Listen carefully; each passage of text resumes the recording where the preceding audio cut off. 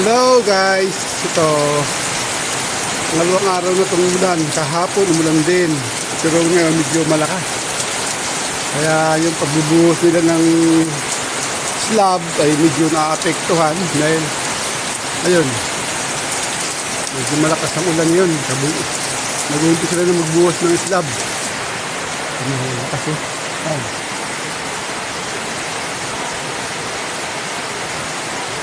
ng ulan. Ito po ang biyaya ng Panginoon. Sa mga magsasaka, ito ay napakalaking biyaya. Itong pagbuhos ng ulan dahil yung palayan ay magkakaroon ng tubig.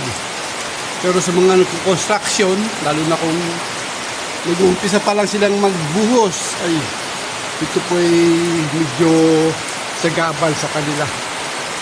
Lalo na kung ito ay pakyawan. Kaya dito sa ginagawa na bahay dito sa aking kabila ay talagang blessing.